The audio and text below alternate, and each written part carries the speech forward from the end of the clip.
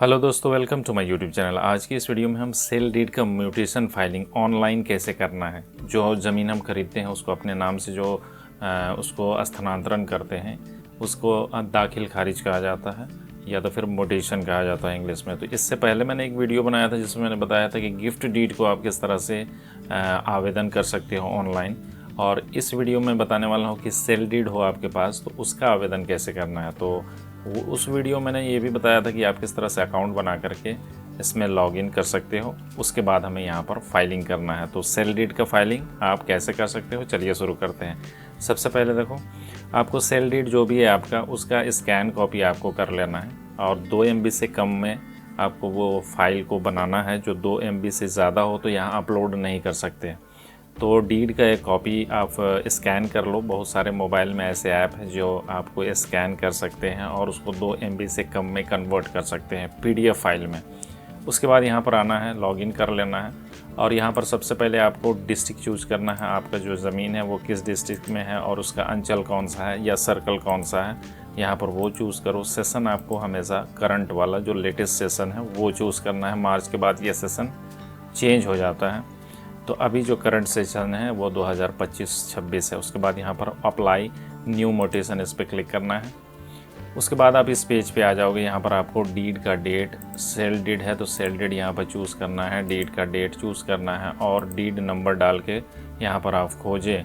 इस पर क्लिक करोगे तो वो आपको रीडायरेक्ट कर देगा इससे आगे। लेकिन अगर वो पहले से ही फाइलिंग हो करके आता है, ज़्यादातर अभी जो भी नया डीड है ना वो अगर आपने रजिस्ट्री कराया ना तो रजिस्ट्री ऑफिस की तरफ से ही ऑनलाइन फाइलिंग हो करके आ जाता है अंचल में, और वो किसी वजह से रिजेक्ट हो गया हो तो फिर आप यहाँ से उसको बाईपास इसको कैसे करोगे ये डेट को। तो यहाँ पर आपको जो डेट है ना, सेल डेट, डीड डेट, इस पर यहाँ पर क्लिक करना है। उसके बाद यहाँ आपको ईयर चूज़ करना है 2015 जनवरी 1 चूज़ करोगे तो यहाँ पर एक पॉपअप आ जाएगा इस तरह से। यहाँ पर ओके करते ही आप इसके अंदर चले आओगे। अब यहाँ पर आप एंट्री कर सकते हो। यहाँ पर आपको चूज़ करना है on application. On application choose करते ही यहाँ पर जो फॉर्म है ना वो पूरा खुल जाएगा। उसके बाद यहाँ पर हमें आवेदक का नाम डालना है, जो एप्लीकेंट है। जनरली जिसने ज़मीन को ख़रीदा है ना वही एप्लीकेंट होता है, तो यहाँ पर हमें उसी का नाम को एंटर करना है। उसके बाद उसका एड्रेस वगैरह चूज़ करना है, पिन कोड, स्टेट, डिस्ट्रिक्ट, ये सब भर के यहाँ पर हमें सेल डीड है तो सेल डीड चूज़ करना है। यहाँ पर डिफरेंट ऑप्शन है, जैसे गिफ्ट, पिछले वीडियो में मैंने गिफ्ट का बताया था, फिर सक्सेशन है, पार्टीशन है, विल है। तो यहाँ पर जिस प्रकार का आपका डीड हो वही यहाँ पर चूज़ करना है। तो चलिए इसे भरते हैं। सबसे पहले आवेदक का नाम, तो जो ख़रीदार है वही आवेदक है तो उसका नाम हम यहाँ पर फिल करेंगे।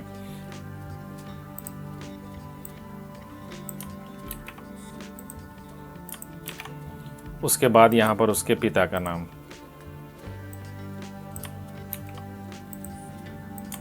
कोई महिला अगर ख़रीदार हो तो यहाँ पर पति का नाम हो तो पति का नाम डालें, पिता का नाम हो तो पिता का नाम डालें। डीड में जैसा मेंशन है आपको यहाँ पर वैसे ही भरना है।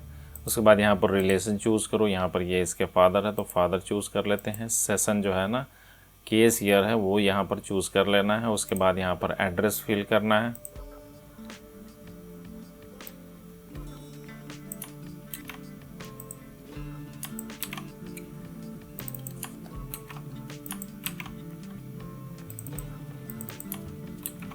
यहाँ पर डिस्ट्रिक्ट फिल करो, यहाँ पर स्टेट, और यहाँ पर 2 पता है। यहाँ पर वर्तमान पता है और अस्थाई पता है।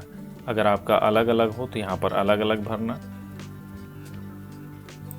फिर से यहाँ पर पिन कोड एंटर करो। मोबाइल नंबर आपका जो भी हो वो यहाँ पर भर देना, और सेम एड्रेस हो तो यहाँ पर आप ये जो बॉक्स देख रहे हो इसको सेलेक्ट करो तो यही एड्रेस आपका यहाँ पर कॉपी हो जाएगा। और अगर अलग एड्रेस हो दोनों में तो आप जैसा एड्रेस हो आपका आप वैसा यहाँ पर भर सकते हो। उसके बाद यहाँ पर म्यूटेशन टाइप में सेल डीड है, मैंने बताया था, तो यहाँ पर सेल डीड चूज़ करते ही पेज एक बार रिफ़्रेश होगा। उसके बाद फिर नीचे आओ और यहाँ पर save as draft and next पे क्लिक करो। उसके बाद अब यहाँ पर हमें बायर का नाम डालना है जिसने ज़मीन ख़रीदा हो। तो देखो कई बार ऐसा होता है कि बायर एक नहीं 2 होते हैं, 3 भी होते हैं। तो यहाँ पर आप देखो ये जो रॉ है इसको आप बढ़ा सकते हो। अगर सेलर बायर 1 से ज़्यादा हो तो जितना बायर होगा आप वहाँ पर उतना उन सभी का नाम भरने के लिए उतना रॉ यहाँ पर ऐड कर सकते हो। यहाँ पर एक रॉ है और मेरे पास जो डीड है इसमें 2 बायर हैं, तो यहाँ पर मैं ऐड मोर पे क्लिक करूँगा तो एक रॉ और ऐड हो जाएगा। आपका 3 हो तो यहाँ पर 3 भी कर सकते हो और 1 हो तो 1 ही रहने दे सकते हो। उसके बाद जो एप्लीकेंट है वही बायर भी है, तो एक नाम हम यहीं से कॉपी कर लेते हैं, उसके पिता का नाम, उसके बाद रिलेशन, उसके बाद जो कास्ट है, इसका जो कास्ट हो ना वो आप यहाँ पर चूज़ कर सकते हो। यहाँ पर जो कास्ट है उन सभी का लिस्ट है यहाँ पर, लेकिन मैं जनरली ये चूज़ करता हूँ। कास्ट गलत हो जाने पर बहुत दिक्कत होता है आगे में। उसके बाद यहाँ पर जेंडर चूज़ करो, मोबाइल नंबर यहाँ पर एंटर करो और एड्रेस यहाँ पर भर दो।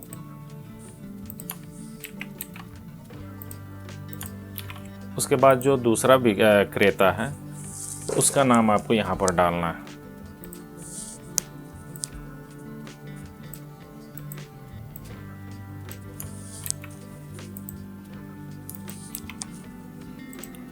फिर उसके पति का नाम, यहाँ पर जो दूसरा क्रेता है ना वो महिला है और यहाँ पर पति का नाम है, तो हम यहाँ पर पति के नाम को डालेंगे और रिलेशन में यहाँ पर आपको पति चूज़ करना है।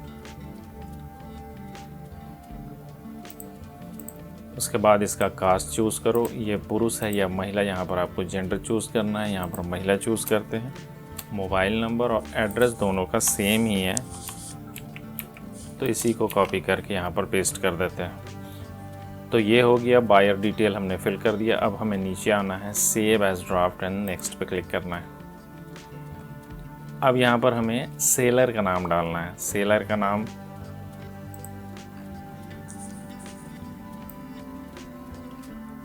जो भी है उसको आप यहाँ पर डाल दो। उसके बाद उसके पिता या पति का नाम,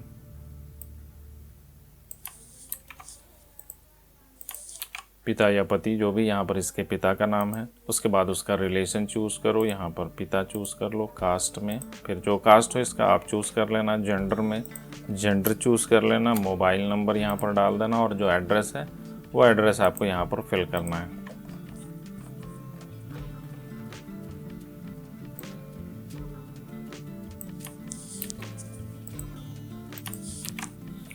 तो ये सेलर डिटेल फिल हो गया। सेलर एक ही है इसलिए एक रो पे मैंने ये सारा फिल कर दिया। अगर सेलर भी 2 या 3 हो तो आप यहाँ पर ये ऐड मोर देख रहे हो, इस पर आप क्लिक करते ही यहाँ पर ये रो ऐड करके दूसरा नाम डाल सकते हो। 3 सेलर हो तो 3 रो ऐड करके तीनों का नाम, पता, पिता का नाम, मोबाइल नंबर, ये सब कुछ यहाँ पर ऐड कर सकते हो। उसके बाद नीचे आओ, save as draft and next पे क्लिक करो। अब यहाँ पर हमें ज़मीन का डिटेल डालना है। ये सब कुछ आपके डीड में आपको मिलेगा। और यहाँ पर देखो जो अंचल है मेरा, इसमें यहाँ पर सेलेक्ट 1 पे देखोगे कई सारा हल्का है। आपका भी हो सकता है अंचल हो दूसरा अगर, तो उसमें भी आप यहाँ पर क्लिक करोगे तो आपको हल्का मिलेगा। हो सकता है इससे कम मिले या इससे ज़्यादा मिले। तो यहाँ पर देखो कोई जो भी ज़मीन होगा ना उसका डिटेल आपको डीड में मिलेगा।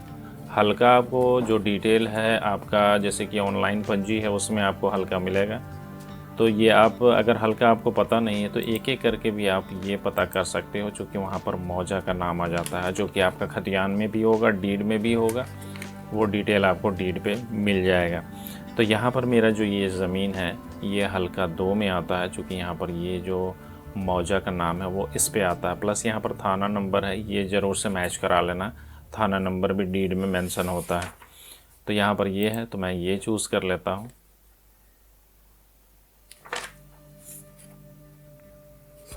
उसके बाद यहाँ पर आपको थाना नेम चूज़ करना है। जनरली रांची डिस्ट्रिक्ट में आपको रांची ही चूज़ करने का यहाँ पर ऑप्शन मिलेगा। अदर डिस्ट्रिक्ट में उसी डिस्ट्रिक्ट का नाम हो सकता है, सिंगल ही नाम होगा, यहाँ पर चूज़ कर लेना।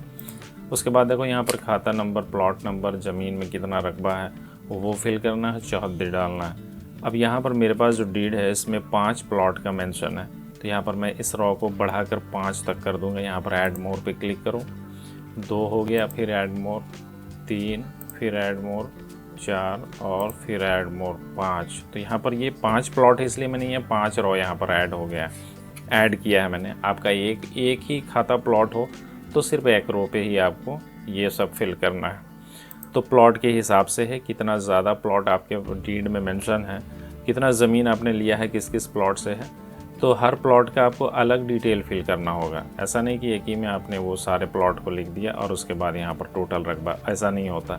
एक प्लॉट से आपने 2 डिसमिल लिया है तो एक प्लॉट का सारा डिटेल, खाता, प्लॉट, हर रकबा आपको यहाँ फिल करना है। फिर दूसरे प्लॉट से आपने 1 डिसमिल लिया है तो फिर दूसरे प्लॉट का यहाँ पर मेंशन ऐसे करना होता है।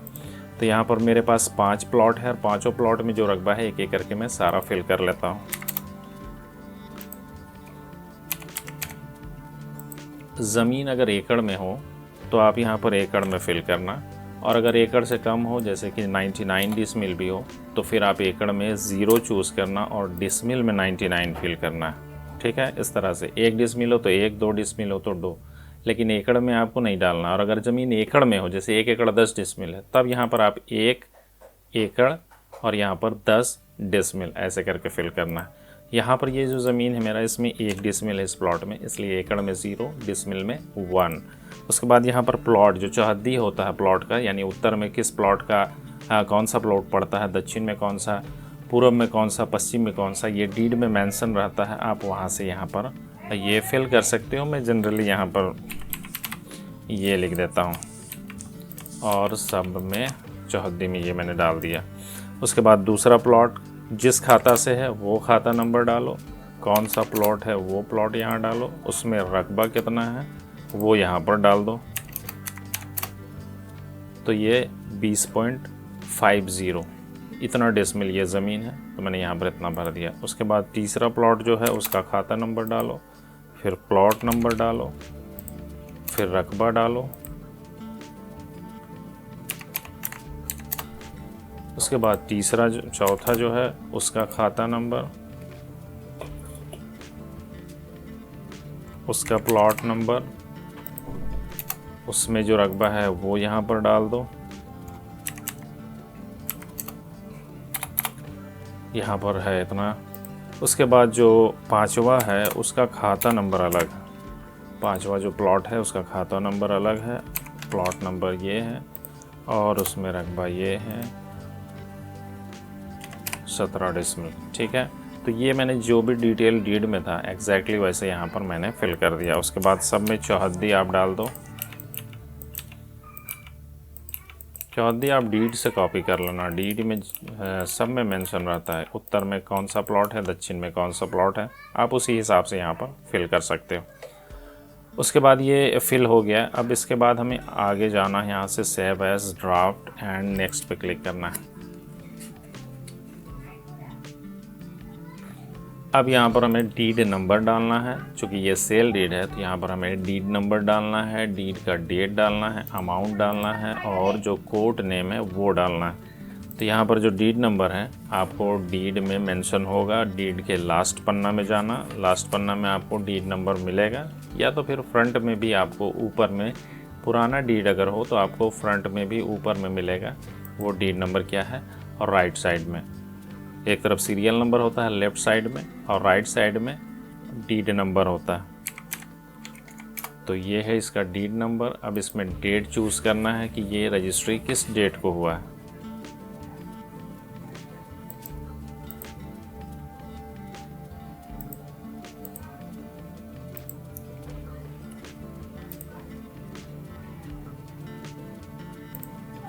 डीड डेट चूज़ कर लो। यहाँ पर फिर अमाउंट आप फिल कर लेना। आपका जो डीड है उसमें मेंशन होगा कि ये अमाउंट इसमें इस ज़मीन को ख़रीदने पर कितना अमाउंट देना पड़ा है।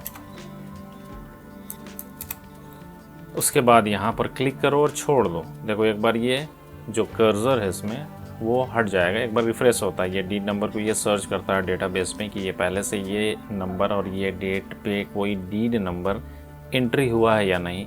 अगर ये एंट्री हुआ होगा तो आपको यहाँ पर टोकन नंबर या केस नंबर आपको नहीं मिलेगा और ये इस पे एक एरर आ जाएगा। चूँकि वेबसाइट अभी इसमें प्रॉब्लम आ रहा है। पहले ये हमें बता भी देता था कि ये डीड नंबर जो है सो ऑलरेडी जो है सो एंटर है, लेकिन यहाँ पर अब शो नहीं होता, सीधे एरर आ जाता है। तो एक बार जब रिफ़्रेश हो जाए तो ये कर्सर खुद ही हट जाएगा। अब देखोगे क्लिक करके छोड़ दोगे तो ये कर्सर यहाँ पर नहीं हटेगा। अब आप यहाँ पर जो कोर्ट नेम है वो डाल देना। उसके बाद यहाँ पर वो जो डीड है आपको उसे अपने कंप्यूटर में स्कैन करके सेव कर लेना है ताकि हम यहाँ पर उसे अपलोड कर सकें। आप ये काम मोबाइल से भी कर सकते हो, थोड़ा सा मुश्किल होगा मोबाइल में डालना, लेकिन उतना भी दिक्कत नहीं है। आप मोबाइल में भी उस फाइल को यहाँ से अपलोड कर सकते हो। तो यहाँ पर चूज़ फाइल पे क्लिक करो और जो डीड है आपका उसे यहाँ से सेलेक्ट कर लो। उसके बाद यहाँ पर कैप्चा है नीचे। इसके साथ और भी अगर डीड हो आपके पास, जैसे लिंक डीड, यानी कि अभी जिससे आपने ज़मीन ख़रीदा है उसका नाम से पंजी 2 में जमाबंदी नहीं चल रहा, यानी उसके नाम से रसीद नहीं कट रहा, तो फिर आपको उससे लिंक डीड लेना होगा, यानी वो किन से ख़रीदे थे उसका नाम से अगर पंजी चल रहा है तो फिर वो डीड आपको यहाँ पर डालना होगा, इस पे डालना होगा। यहाँ पर जो है सो आप उसको ऐड कर सकते हो, किसी में भी ऐड कर सकते हो। पावर ऑफ अटर्नी हो तो पावर ऑफ अटर्नी चूज़ करोगे जैसे ही, तो यहाँ पर एक और चूज़ फाइल का ऑप्शन मिलेगा। आप यहाँ पर क्लिक करके उस पावर ऑफ अटर्नी को भी स्कैन कर लेना है 2 MB से कम में, और यहाँ पर अपलोड करना है। ठीक है, तो ये इस तरह का इसका जो है सो प्रोसेस है। तो यहाँ पर मेरे पास जिससे इसने ख़रीदा है उसी के नाम से पंजी चल रहा है ऑनलाइन में, तो यहाँ पर वो लिंक डीड का ज़रूरत हमें नहीं है। तो सीधे हम यहाँ आते हैं और यहाँ पर जो कैप्चा है वो फिल करते हैं। उसके बाद यहाँ पर ये जो टर्म्स है इसको आपको एक्सेप्ट कर लेना है, और यहाँ पर जो फाइनल सेव है इस पर क्लिक करना है। एक बार सब देख लो सब कुछ सही है, उसके बाद सीधे आप यहाँ पर फाइनल सेव पे क्लिक करो, यहाँ पर यस पे क्लिक करो।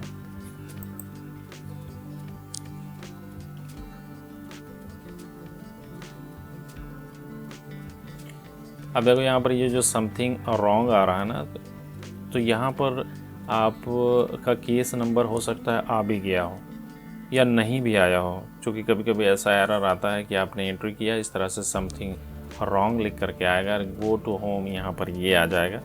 तो इसका मतलब ये नहीं कि आपका एंट्री नहीं हुआ है, हो सकता है एंट्री हो भी गया हो या नहीं भी हुआ अभी। ये आप कैसे चेक करोगे, तो एक पेज और नया से खोल दो, अभी से मत काटना, और फिर से आपको झार भूमि वेबसाइट पे आना है।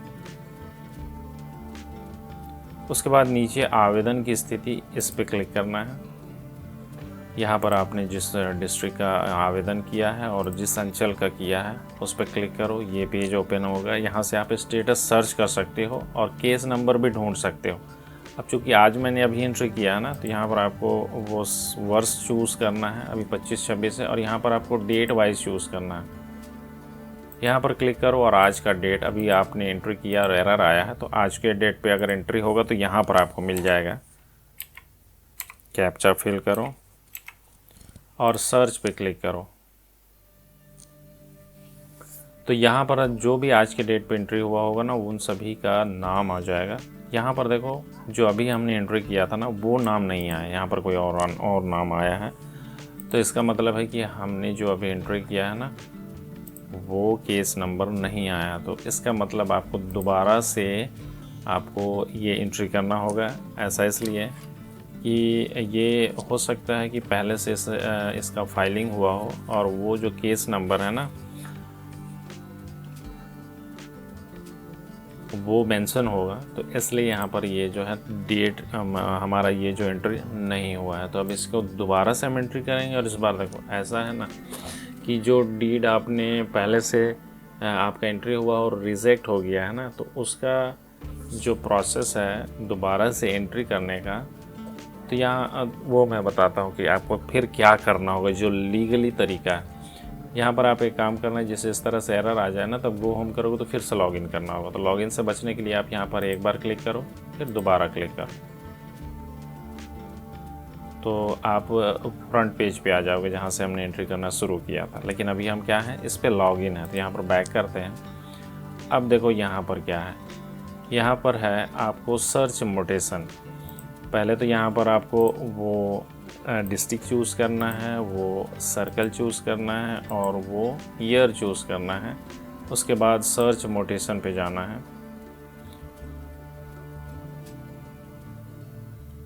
यहाँ पर ऑल पे आओ, और जो भी केस नंबर हो, आपको अगर पता हो कि पहले से मेरा जो डीड मैंने जो एंट्री किया था ना, वो उसका केस नंबर 1 है, या 25 है।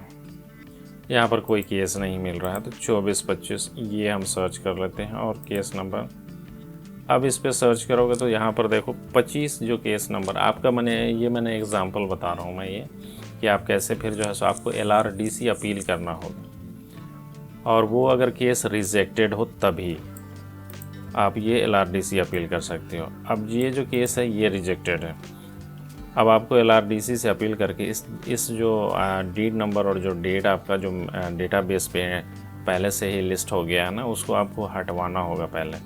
तो यहाँ पर आपको अप्लाई अपील दिख रहा है ना, इस पर क्लिक करना है। यहाँ पर वो सारा डिटेल आ जाएगा, सबका मोबाइल नंबर आ जाएगा। अब देखो यहाँ पर आवेदक का नाम यहाँ पर ये आपको फिल करना होगा। जो भी डीड होल्डर होगा वही आवेदन कर सकते हैं, कोई भी कर सकता है, कोई वैसा मसला नहीं है। आपके मान लो कि वाइफ के नाम से है तो आप खुद भी आवेदन कर सकते हो या वाइफ के नाम से भी आवेदन कर सकते हो। तो यहाँ पर वो सब कुछ फिल करना है। यहाँ पर देखो आवेदक कोड, ये देखो ये जो है ना, ये आपको चूज़ करना है। अस्वीकृत वाद संख्या को वापस करने हेतु ये आपको यहाँ पर चूज़ करना होगा। और जो आपका डीड होगा वो यहाँ पर आपको अपलोड करना होगा, और जो आपका जो केस नंबर था जो रिजेक्ट हुआ है उसका भी आप एक स्क्रीनशॉट लेकर के यहाँ पर अपलोड कर सकते हो। और यहाँ पर जो मेंशन है आप कर सकते हो यहाँ पर हिंदी या इंग्लिश जिसमें चाहो आप लिख सकते हो। कि हिंदी में जैसे लिख सकते हो कि ये जो मेरा वाद संख्या है 24-25 में केस नंबर इतना ये रिजेक्ट हो चुका है किसी कारण से, तो इसे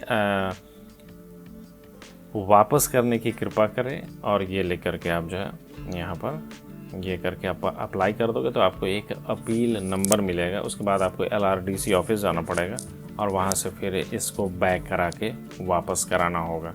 तब आप दोबारा से इस डीड को और इस केस नंबर को ये आपका हट जाएगा, और दोबारा से आप इसी डीड में इसी डीड नंबर और इसी एग्जैक्ट डेट से एंट्री कर सकते हो।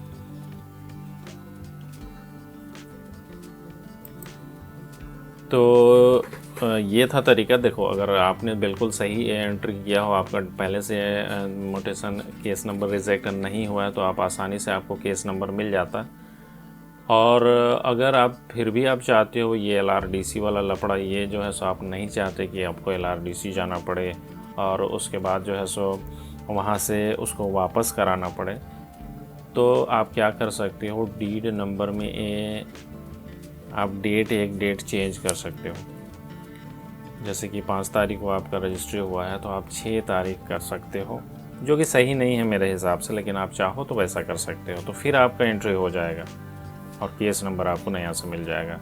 तो उम्मीद करता हूँ कि इस वीडियो से आप कुछ ना कुछ सीखे होंगे कि कैसे म्यूटेशन फाइलिंग होता है, और अगर उसमें आपका इस तरह का एरर आ रहा हो, रिजेक्ट हो गया हो, तो उसको आप अपील कैसे कर सकते हो और वापस कैसे कर सकते हो। आपका डीड नंबर किसी भी कारण से रिजेक्ट हो जाता है, मान लो आपका म्यूटेशन, तो आप दोबारा फाइलिंग नहीं कर सकते एग्जैक्ट डेट और डीड नंबर से। तो उसके लिए अपील आप जो है वो जो है LRDC का कर सकते हो। फिर आपको ये डॉक्यूमेंट सारा लेकर के LRDC ऑफिस जाना पड़ेगा, वहाँ से उसे बैक कराना होगा।